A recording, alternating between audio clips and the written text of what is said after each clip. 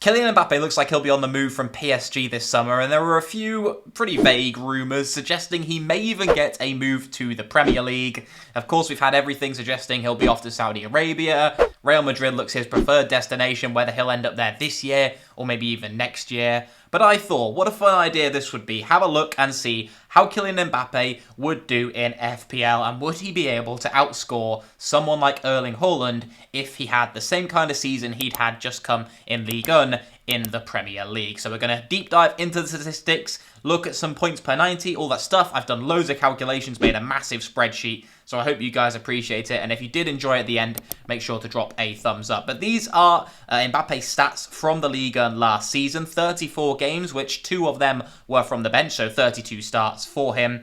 29 goals in that time, which is a pretty impressive total. We'll get into all the per 90 numbers in just a moment.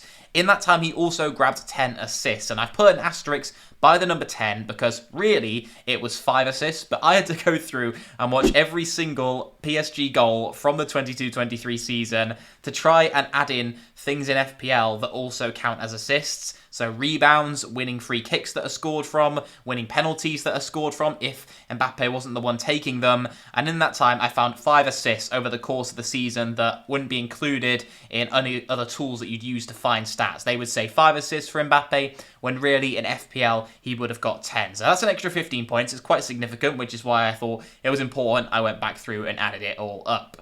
He also had 6 yellow cards, and he actually missed 2 penalties last season, both against the same team, Montpellier, which I thought was slightly interesting. But yeah, we're going to have a look now and see how those translate into FPL points.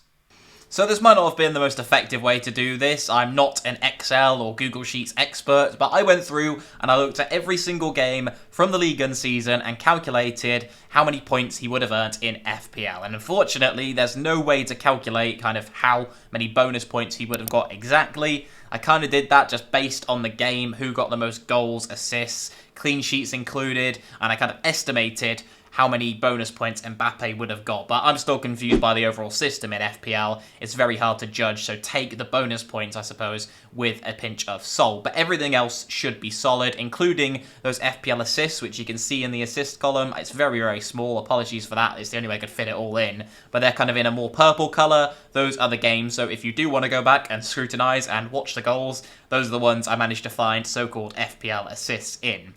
But yeah, this is how Mbappe performed over the course of the season. As you can see, he did kind of miss a few games if those fixtures are highlighted kind of in that white colour, so they're not really highlighted result-wise. All the other green ones are wins, the grey ones are draws, and the red ones are also the losses for PSG that season. So yeah, I didn't include any points, obviously, from when he wasn't on the pitch, and that is going to affect his overall FPL score for the season. Luckily, we are going to be able to look at the per 90 stats because the reasons he missed those games were a few injury problems. He had some adductor problems, a hamstring injury as well, which ruled him out for a couple of those games too. So Mbappe, we're going to have a look at the per 90 stats later on. Don't worry about that. But his total comes to 235 points. As you can see there, very down in the bottom right corner, that is his overall total over the course of the season, which, when you put it like that, and he's in Ligue 1, I know Mbappe, we sometimes will think he's going to perform worse in the Premier League. I don't know what team he'll even be at, so it's hard to judge, really. But Erling Haaland, a player of his calibre, came into the Premier League, absolutely tore it up. I think it's safe to say that maybe Mbappe would be able to do the same if he's at one of the top teams in the league, which you would say he's going to be if he does make it to England for his football. But yeah, those are the kind of FPL assists that I found, just to highlight those for you in those games. So there was one against Montpellier, Toulouse, etc., etc. But overall, the total comes to 235. But this is where it gets a little bit interesting, I'd say.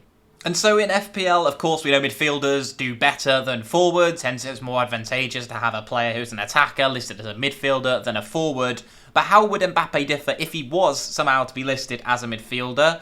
Is there an argument for it? I suppose it's so hard to tell with so many variables. Which team would he be playing at? Would he be the leading number 9 in the side? Would he be playing off the left wing?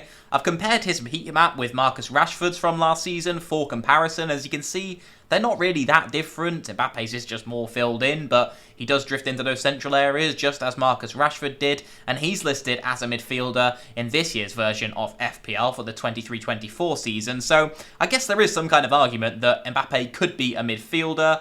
however high price that would be, 14 million or whatever you'd assume he'd come in at. But in that case, he would better his 235 point total by some margin, because those 29 goals would also add another point for each of those. It's 5 points for a goal instead of 4 that you get as a forward, so 145 points from goals compared to 116 that he would have scored from forwards. Plus, in that time, he would have also gained 11 clean sheet points over the course of the season. Those are games which he managed to feature in for over 60 minutes without PSG conceding. So another 11 points for that. And bear in mind, he did miss quite a few games as well.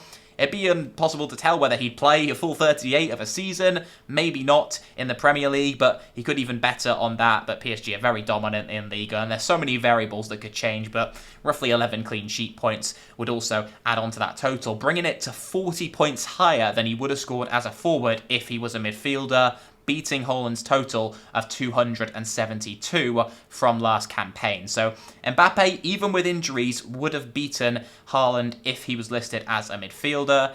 As I say, I don't think that's particularly likely. I don't know whether you guys have a different opinion. I think he's more likely to be listed as a forward, but there is an argument that he is a midfielder. So many different variables, as mentioned, but the points per game difference is staggering, as with the points per 90, obviously. 8.79 FPL points per 90 is an absolutely astounding total. And yeah, it betters 7.51, unsurprisingly, as a forward, with quite a significant gap between the two totals.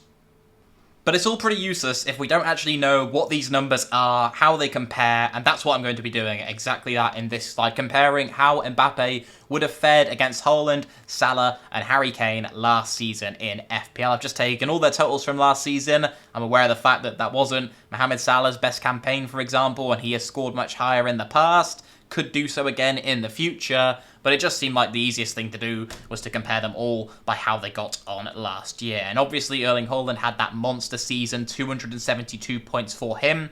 MBAPPE, if he's listed as a forward, would have scored 235 in that time, as a reminder. Harry Kane scored very well, but expected goals go in favour of Erling Haaland, and MBAPPE does actually better Kane in goals per 90 and expected goals per 90 as well. Kane is actually bottom in that metric, with Erling Haaland once again leading the way. Assists and expected assists are much more in MBAPPE's favour, which again would lend itself to him maybe even being listed as a midfielder. You can't really judge a player's position, of course, on whether they get assists or not, but MBAPPE, 0.32 assists per 90 is only behind Mohamed Salah, but expected assists per 90 do go in favour of Kylian Mbappe. And Haaland's points per 90 total was 8.82 last year, and you might be thinking, if you remember from the last slide, that, well, 8.79 would have been for Mbappe if he was a midfielder, but that is the case that Mbappe actually did play more minutes than Erling Haaland last year, despite those injuries and niggles that he had. Mbappe did and potentially would even get more minutes in the Premier League. So even though he would have outscored Erling Haaland as a midfielder in total, that's 275 compared to Haaland's 272 that you can see at the top there, his points per 90 was actually lower. So although Erling Haaland is higher in that metric, he is a more of a minutes risk, you'd say, in that Man City side with Pep Guardiola. Don't know where Mbappe is going to be playing. It may well even be at Man City if he made it to the Premier League, so he could suffer from that rotation himself. But yeah, if Mbappe had the potential for more minutes, then he would outscore Erling Haaland. Or if Erling Haaland doesn't up his minutes in the Premier League and, you know, Alvarez comes through and starts playing through the centre, whatever happens, Haaland is better whilst he's on the pitch per 90, but Mbappe, given the minutes and just assuming that he played a similar amount of time that he played in the Ligue 1, would have outscored Erling Haaland in FPL last season if he was a midfielder. If he was a forward, he falls quite a number of points short, as you can see. But yeah, let me know what you guys thought of this video. I'm very interested to hear. Did you guys enjoy it? Did you find it useless? Because let's be honest, it is a little bit useless. It's just kind of to have that fun, see how the statistics weigh up, how Kylian Mbappe would do in FPL, and would he have scored that monster score? Is it a monster score, you'd say? Maybe you'd expect him to do better. That argument for best player in the world.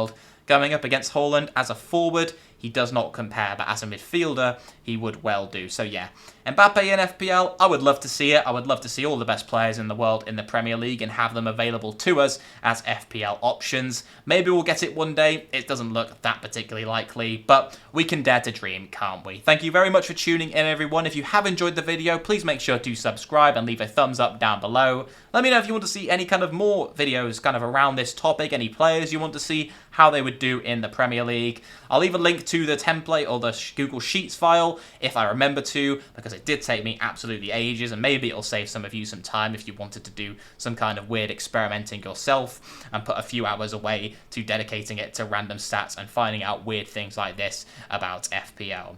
But cheers for tuning in, everyone, and I hope to see you in the next one. Goodbye.